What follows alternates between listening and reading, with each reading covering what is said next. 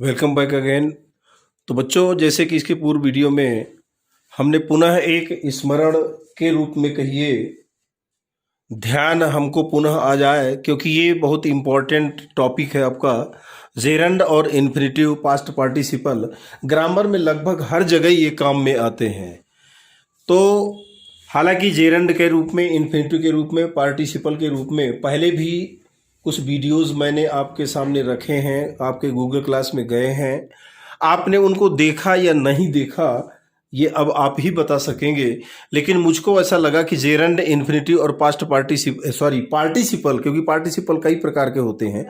Present participle, past participle, perfect participle, ये कई प्रकार आपके, लगभग 3 प्रकार आपके जो होते हैं, है ना। तो जेरंड के रूप में इसके पूर्व वीडियो में मैंने आपसे चर्चा की कि जेरंड किसको कहते हैं। तो ये बिल्कुल मत मानिए कि वर्ब में यदि हम आईएनजी लगा देंगे तो वो जेरंड बन जाएगा। आवश्यक नहीं है कि वर्ब में आईएनजी लगा हुआ वर्ड आपका जेरंड होगा, क्योंकि वो प्रेजेंट पार्टिसिपल भी हो सकता है।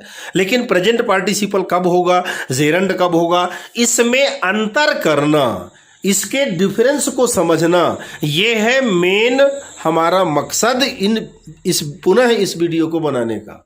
तो मैंने पहले भी आपको उससे चर्चा की थी कि जेरंड वह होता है जो नाउन के रूप में प्रस्तुत होता है। अब वो सब्जेक्ट के रूप में होगा, सब्जेक्टिव पार्ट में होगा सेंटेंस के, तो सब्जेक्ट के रूप में कहलाएगा, और ऑब्जेक्टिव पार्ट में होगा तो ऑब्जेक्ट के रूप में, जेरंड के रूप में उपस्थित होगा, जिसका अपना एक अलग अर्थ होता है। जैसे मैंने उदाहरण के माध्यम से आपको मैंने बताया था, playing is a good exercise, खेलना एक अच्छा व्यायाम है। अब playing is a good exercise, खेलना अच्छा व्यायाम है, तो यहां पर जो प्लेइंग आपका सेंटेंस में, माने वहीं से भी आपका सेंटेंस बिगिन हो रहा है, शुरू हो रहा है, स्टार्ट हो रहा है, इसलिए ये सब्जेक्टिव पार्ट में है, तो एज ए सब्जेक्ट जेरंड का प्रयोग हुआ है। लेकिन ऐसा कहना कि आई एम प्लेइंग फुटबॉल, मैं फुटबॉल खेल रहा हूं, तो ये तो प्रेजेंट माने कंटिन्यूअस की संरचना हो गई, प्रेजेंट पार्टिसिपल आपका गोइंग कहलाएगा, वो जेरंड नहीं है। इसकी जानकारी इसके पूर्व के वीडियो में मैंने आपको पर्याप्त रूप में दे दी है। अब यहां पर जो कुछ आपका इसमें बचा था जेरंड और इन्फिनेटिव के बारे में, कुछ ऐसी वर्ब्स होती हैं जो जेरंड को माने फॉलो करती हैं, है ना। कुछ ऐसी वर्ब होती हैं जो इन्फिनेटिव को फॉलो करती हैं, और कुछ ऐसी भी वर्ब होती हैं जो जेरंड और इन्फिनेटिव दोनों को फॉलो करती हैं, लेकिन कुछ में उनके मीनिंग या सेंस बदल जाता है, और कुछ में इनके मीनिंग और सेंस नहीं बदलते हैं। तो यहाँ पर ये आपको एक लिखित दस्तावेज के रूप में मैं ये चाहूँगा कि आप इसको नोट डाउन कर लें, हमेशा जिंदगी में आपके काम आएगा। इतनी सारी वर्बें हैं जो जेरंड को फॉलो करती हैं।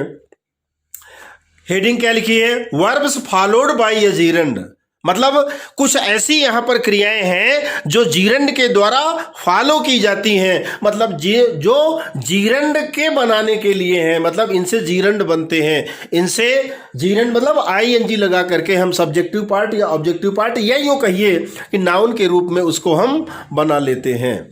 कौन कौन सी वर्ब है यहां पर मैं आपको बता रहा हूं। मैं एडमिट, ये देखिए, ठीक है, ध्यान से आपको दिख रहा होगा, ये वर्ब मैंने यहां पर लिखी है, इनको मैं पढ़ दे रहा हूं। मैं एडमिट, तो एडमिट का मतलब समझते हैं ना, एडमिट क्या मतलब, प्रवेश लेना या प्रवेश करना, है ना।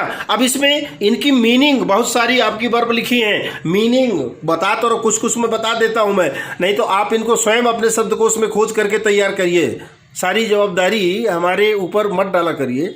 एडमिट किसको कहते हैं, allow, advise, enjoy, escape, explain, finish, confess, consider, delay, फिर इसके बाद ऊपर से देखिए appreciate, avoid, celebrate, detest, evade, dispute, dread, feel like, can't help, forgive.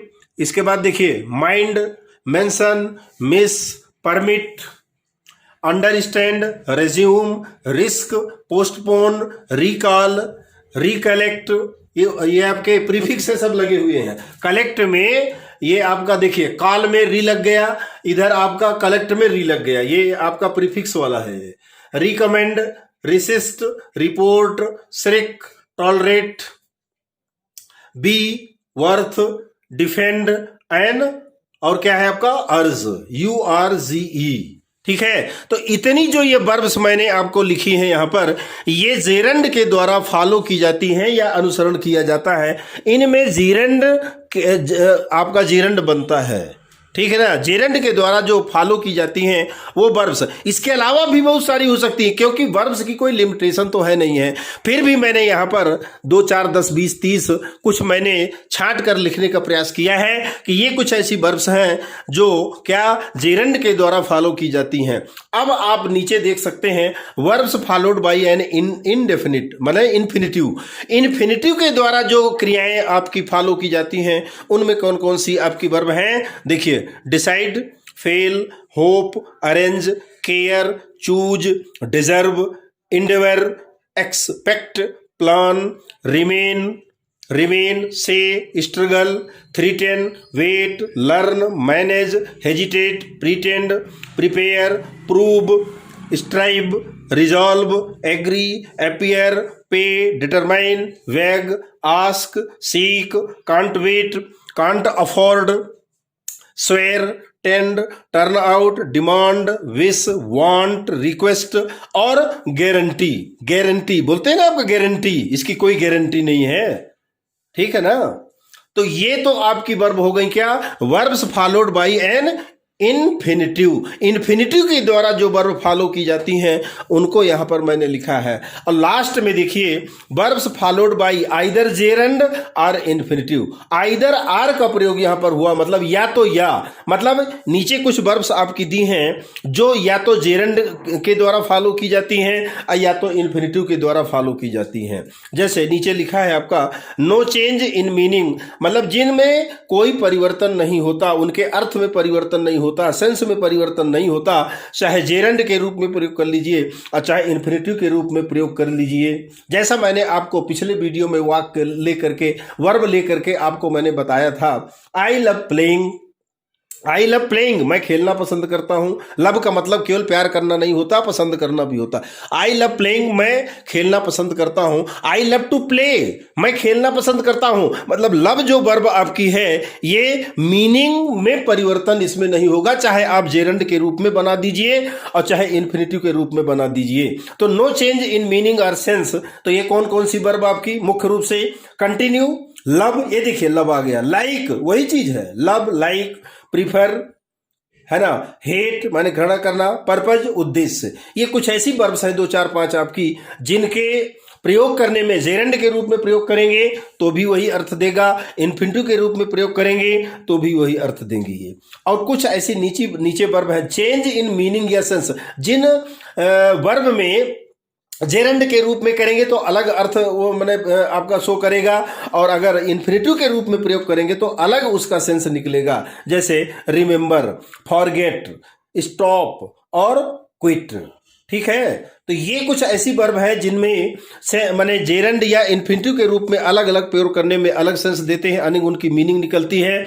उसके ऊपर मैंने बताया कि कुछ ऐसी वर्ब यहाँ पर उदाहरण के रूप में है जिनमें किसी प्रकार का परिवर्तन नहीं होता। जैसे मैंने एक उदाहरण भी दिया, आई लव प्लेइंग, मैं खेलना पसंद करता हूँ। यहाँ आई लव प्लेइंग, ये जो प्लेइंग वर्ड आपका आया है क्रिया में ING, ये जेरंड के रूप में है, ऑब्जेक्टिव पार्ट में है। मैंने पहले बताया था कि जेरंड क्रिया में ING लगकर बनता है और ये नाउन का रूप माने नाउन का काम करता है, संज्ञा का काम करता है। अब वो सब्जेक्ट के रूप में है, सब्जेक्टिव पार्ट में तो सब्जेक्ट कहलाएगा, ऑब्जेक्टिव पार्ट में तो ऑब्जेक्ट। तो I love playing objective part में है, मैं खेलना पसंद करता हूं। और उसी को यदि आप ऐसा बोल सकते हैं या ऐसा भी बोल सकते हैं कि आई लव टू प्ले, मैं खेलना पसंद करता हूं। ये दोनों तरह से मैंने प्रयोग किए जा सकते हैं, इसमें कोई दो राय नहीं है। फिर से देख लीजिए, यहां पर जो आपका पिछले वीडियो मतलब जो जेरंड और इन्फिनिटिव लेकर हम चल रहे हैं, दोनों का एक साथ अध्ययन करते हैं कि जेरंड के रूप में इसको करेंगे तो कैसा होगा, इसका अर्थ क्या होता है, कैसे सेंस निकलेगा, कौन कौन सी ऐसी वर्ब्स हैं जो कि जेरंड के द्वारा फॉलो की जाती हैं। तो ये मैंने यहां पर 10, 20, 30 कुछ वर्ब्स आपको बताई हैं। इसके बाद आप देख रहे होंगे अपनी स्क्रीन में, ये सारी की सारी वर्ब हैं जो जेरंड के द्वारा फॉलो की जाती हैं। इसके नीचे verbs followed by an infinitive के द्वारा जो वर्ब फॉलो की जाती हैं उनको यहां पर मैंने लिखा है। और सबसे नीचे verbs followed by either gerund और इन्फिनिटिव, या तो जेरंड के द्वारा या इन्फिनिटिव के द्वारा जो फॉलो की जाती हैं, तो जिनमें सेंस में परिवर्तन नहीं होता उनमें continue, love, like, prefer, hate, purpose etcetera और चेंज इन मीनिंग और सेंस, और जिनके सेंस में परिवर्तन हो जाता है, मीनिंग में परिवर्तन हो जाता है, remember, forget, stop, quit etcetera. तो यहाँ पर ये इन्फिनिटिव और जेरंड का जो आपका माने पुनः से एक रिमेंबर के रूप में है, एक पुनः उसको अपने दिमाग में लाना, आपको जेरंड और इन्फिनिटी के विषय में पक्की जानकारी देना, या यूं कहिए कि उस ज्ञान को परिपक्व बनाने का मेरा उद्देश्य था इस वीडियो को बनाने का। तो चलिए इस वीडियो की जानकारी यहीं तक। अब अगले वीडियो में हम मिलेंगे क्या लेकर के, पार्टिसिपल लेकर के, क्योंकि पार्टिसिपल तीन प्रकार आपके होते हैं, तो उनमें देखते हैं कितने, 2-3 वीडियो में उनको भी हम रखेंगे, पूरी तरह से आपको समझाने का प्रयास करेंगे। तो चलिए इसको यहीं समाप्त करते हैं, मिलते हैं पार्टिसिपल के साथ नेक्स्ट वीडियो में। तब तक के लिए बहुत बहुत धन्यवाद।